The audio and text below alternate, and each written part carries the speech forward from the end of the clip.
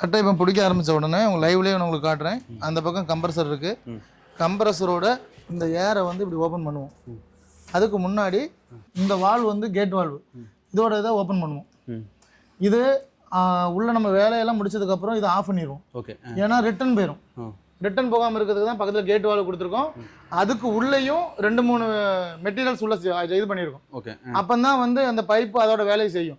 வெறுமனை பைப்பாக வச்சிருந்தோம் அப்படின்னா அந்த வெறுமனை அந்த பைப் வந்து வேலை செய்யாது. கம்ப்ரஸர் வேலையும் செய்யாது, இது நார்மலாக எந்த ஒர்க்குமே பண்ணாது. ஓகே, ஸோ இங்கே வந்து கேட் வால்வை ஓப்பன் பண்ணிட்டோம். ஆமாம், நெக்ஸ்ட் என்ன பண்ணணும்? நெக்ஸ்ட் வந்து இங்கே இருக்கக்கூடிய அந்த கம்ப்ரஸர், இந்த இதுதான் மெயின். இதை நம்ம இப்படி ஓப்பன் பண்ணுறோம். வந்து ஏர் போக ஆரம்பிச்சிடும்.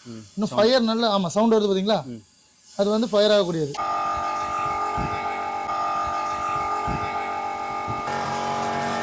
இதை திறந்தாலே போகிறோம்.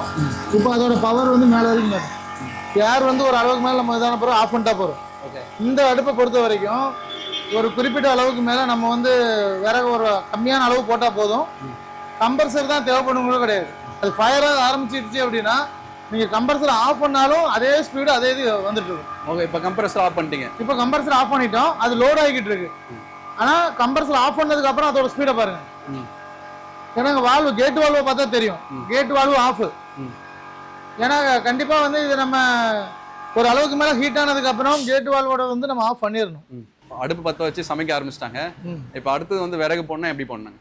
நான் சைடில் டோர் கொடுத்துருக்குறோம். இதை ஓப்பன் பண்ணா போகிறோம். ஓப்பன் பண்ணிட்டு அவங்க அதில் கட்டையை கொடுத்துடலாம். இதில் பார்த்தாலே உங்களுக்கு நெருப்பு எரியறது தெரியும். இது வேற பேப்பரு. இந்த பேப்பரில் இருக்கிறனால இப்படி சாம்பல் உழுகிற மாதிரி இருக்கு. நீங்கள் இவ்வளோ விறகு போட்டு எரிச்சாலும் கீழே உழுகக்கூடிய சாம்பல் பார்த்தீங்கன்னா கடைசியாக ஒரு கைப்பிடி தான் வரும். சாம்பலே இதில் வராது. அவுட். இதுதான் நம்ம இந்த ராக்கெட் அடுப்பு அப்படின்னா உங்களுக்கு சாம்பல் கூட அதில் இதாயிடணும். இதே சாதாரண விறகடுப்பில் எரியக்கூடிய ஸ்பீடுக்கும் இந்த ராக்கெட் ஸ்டவ்வில் எரியக்கூடிய ஸ்பீடுக்கும் இதான் வித்தியாசம். எப்படின்னா நீங்கள் சாதாரண அடுப்பில் பார்த்தீங்கன்னா இது வந்து சுற்றி ஃபுல்லாக கவராக இருக்கும், புகையும் கம்மியாக இருக்கும். ஏன்னா இதில் வந்து அந்த ப்ராசஸ் வந்து இதுதான் நம்மளோட சக்ஸஸ். நீங்கள் நேரில் நீங்கள் வந்து பார்த்தீங்கன்னா உள்ளே இருந்து எவ்வளோ வேகமாக காற்று இழுக்குதுன்னு தெரியும். இந்த பக்கம் வந்து நீங்கள் வீடியோ எடுத்தீங்கன்னா உங்களுக்கு தீ வந்து எப்படி எவ்வளோ தூரம் ராக்கெட்டில் எப்படி கீழே இருந்து இப்படி ஸ்பீடாக போகுதோ அதனால தான் இதுக்கு பேர் ராக்கெட் ஸ்டவ்னு வச்சுருப்பாங்க போல. அந்த ஸ்டவ் அந்த பேருக்கு தகுந்த மாதிரி கரெக்டாக இருக்குது.